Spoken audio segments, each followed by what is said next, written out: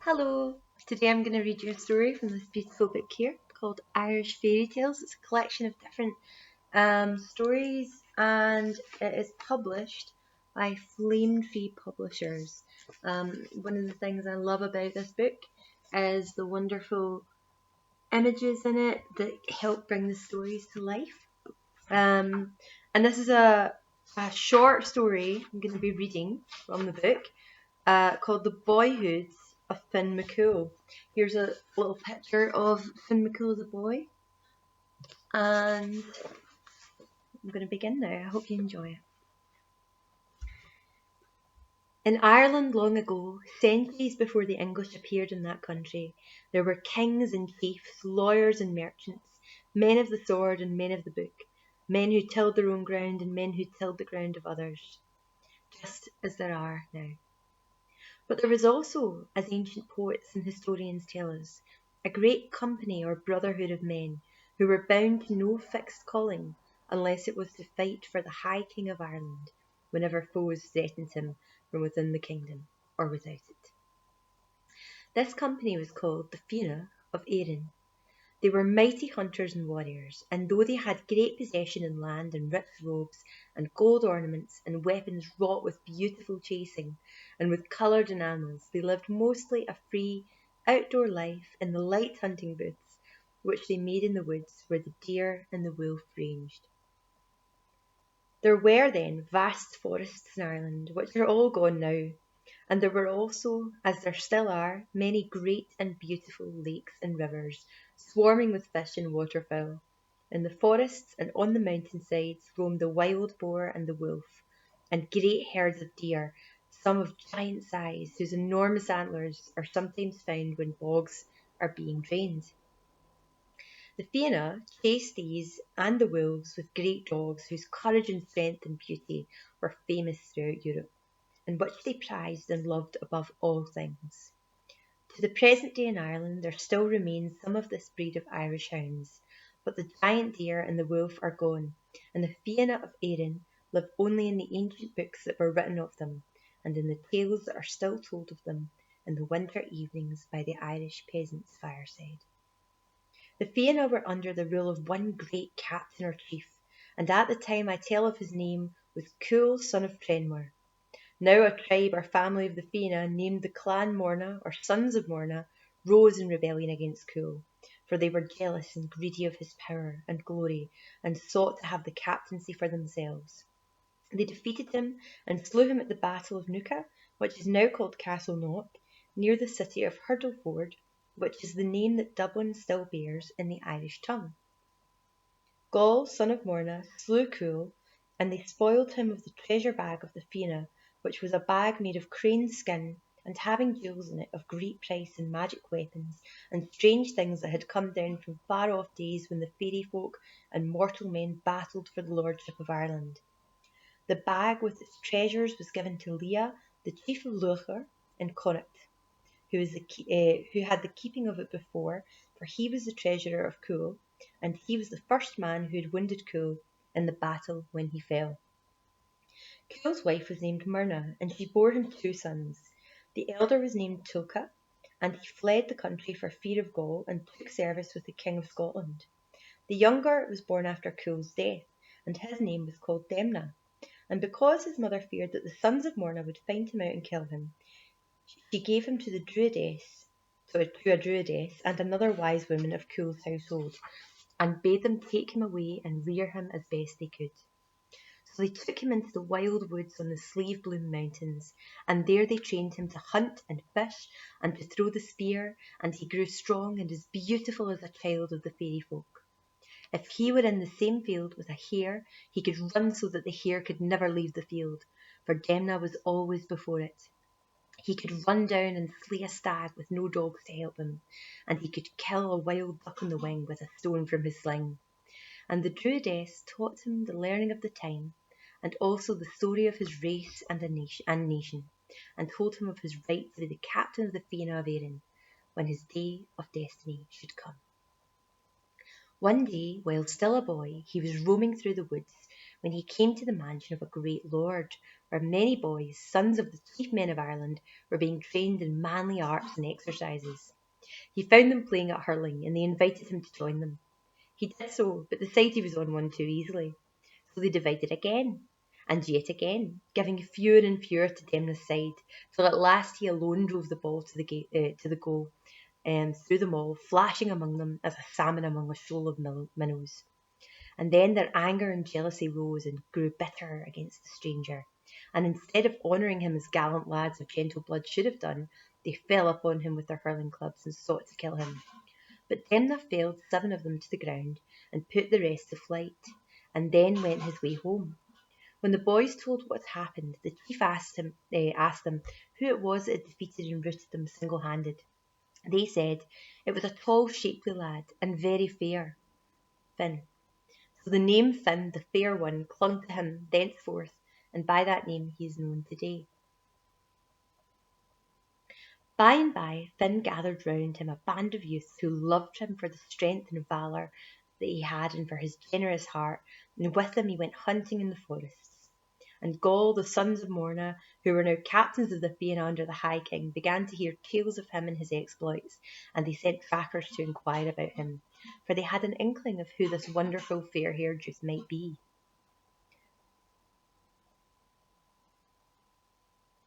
Finn's foster mothers heard of this. You must leave this place, they said to him, and see our faces no more, for if Gaul's men find you, they will slay you. We have cherished the blood of Cumhal, they said, and now our work is done. Go, and may blessing and victory go with you. So Finn departed with naught but his weapons and his hunting gear, very sorrowful at leaving the wise and loving friends who had fostered his childhood.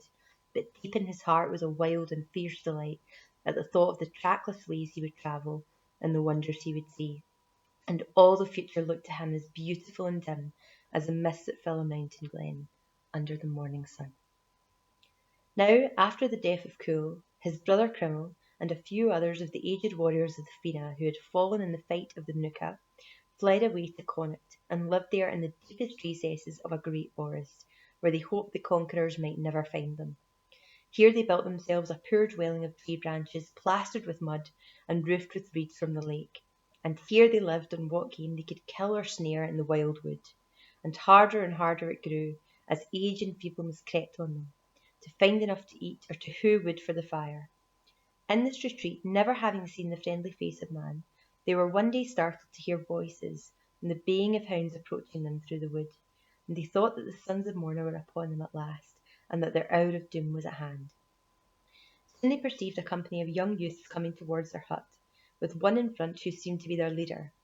Taller he was by a head than the rest, broad shoulders, and with masses of bright hair clustering around his forehead, and he carried in his hand a large bag made of some delicate skin and stained in patterns of red and blue. The old men thought when they saw him of a saying there was about the mighty Lou, who was brother to the wife of Cumhal, and that when he came among them, his army, as they mustered for battle, men felt as though they beheld the rising of the sun. As they came near, the young men halted and looked upon the elders with pity, for their clothing of skins was ragged, and the weapons they strove to hold were rusted and blunt. Except for their proud bearing and the fire in their old eyes, they looked more like aged and worthless slaves in the household of a niggardly lord than men who had once been the flower of the fighting men of Erin.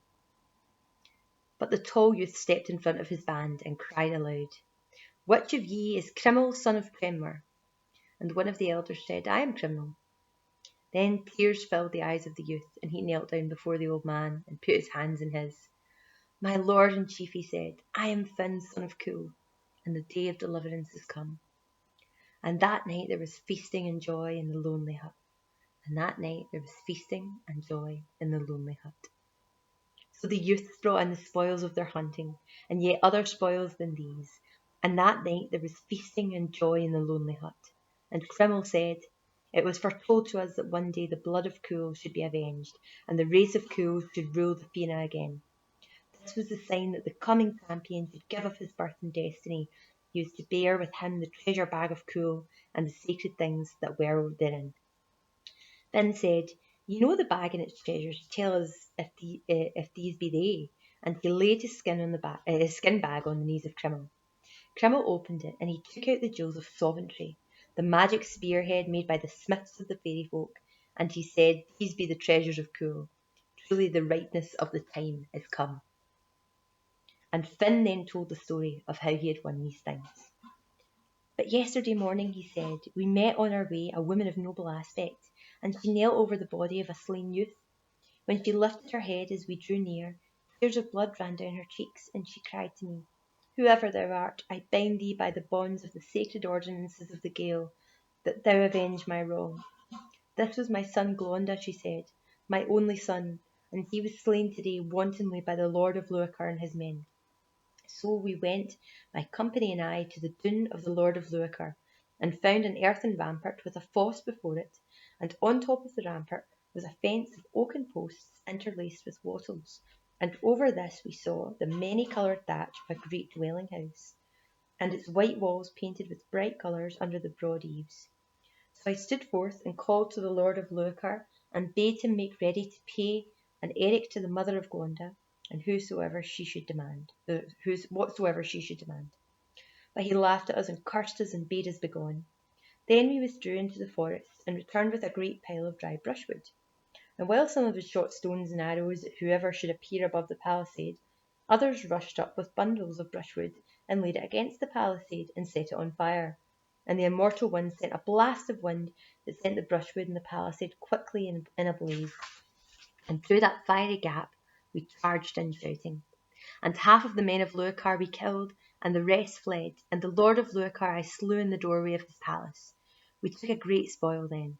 O Cumhal, these vessels of bronze and silver, and spears and bows, smoked bacon and skins of Greek wine, and in a great chest of yew wood we found this bag. All these things shall now remain with you, and my company shall also remain to hunt you and protect you, for ye shall know want and fear no longer while ye live." And Finn said, "I would fain know if my mother Myrna still lives, or if she died by the sons of Morna."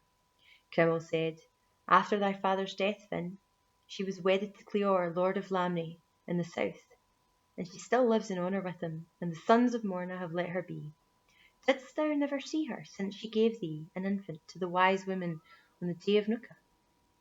"I remember," said Finn, "when I was, as they tell me, but 6 years old, there came one day to our shieling in the woods of Sleeve Bloom a chariot with bronze shod wheels and a bronze wolf's head at the end of the pole, and 2 horsemen riding with it besides him who drove. A lady was in it, with a gold frontlet on her brow, and her cloak was fastened with a broad golden brooch. She came into our hut and spoke long with my foster mothers, and me she clasped in her arms and kissed many times, and I felt her tears on my face. And they told me afterwards that this was Myrna of the White Neck, and my mother. If she have suffered no harm at the hands of the sons of Morna, so much the less is the debt that they shall one day pay." Now it is to be told what happened to Finn at the house of Finnegas the Bard.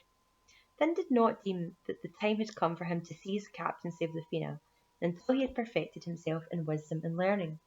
So on leaving the shelter of the old men in the wood, he went to learn wisdom and the art of poetry from Finnegas, who dwelt by the river Boyne, near to where is now the village of Slane. It was a belief among the poets of Ireland that the place of the revealing of poetry is always by the margin of water. But Finnegas had another reason for the place where he made his dwelling, for there was an old prophecy that whoever should first eat the salmon of knowledge that lived in the river Boyne should become the wisest of men. Now, this salmon was called Fintan in ancient times, and was one of the immortals, and he might be eaten and yet live. But in the time of Finnegas, he was called the salmon of the pool of Feck, which is a place where the fair river broadens out into a great still pool, with green banks softly sloping upwards from the clear brown water. 7 years was Finnegas watching the pool, but not until after Finn had come to be his disciple was the salmon caught.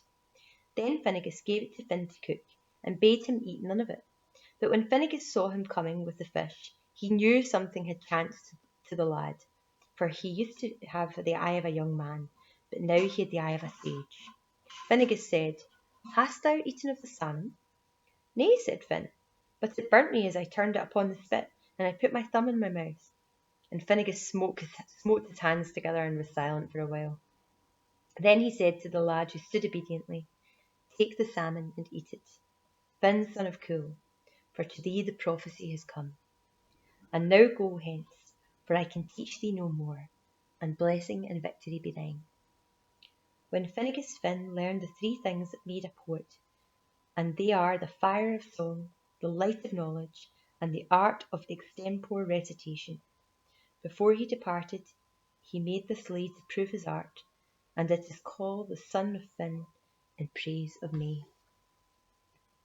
Here's the poem. May day, beautiful day, delightful day. Bright colours play the vales along. Now wakes at morning's slender ray, wild and gay the blackbird's song. Now comes the bird of dusty hue, the loud cuckoo, the summer lover. Branching trees are thick with leaves, the bitter evil time is over. Swift horses gather nigh, where half dry the river goes. Tufted heather crowns the height, weak and white the bog down blows. Corncrake sings from the eve till morn, deep in corn a strenuous bard. Sings the virgin waterfall, white and tall, her one sweet word. Loaded bees of little power, goodly flower harvests win. Cattle roam with muddy flanks, busy ants go out and in. Through the wild harp of the wood, making music roars the gale. Now it slumbers without motion, on the ocean sleeps the sail. Men grow mighty in the May, proud and gay the maidens grow. Fair is every wooded height, fair and bright and plain below. A bright shaft has smit the streams, with gold gleams the water flag. Leaps the fish, and on the hills ardour thrills the flying stag. Carols loud the lark on high, small and shy his tireless lay, sings in wildest merriest mood of delicate, hued, delightful May.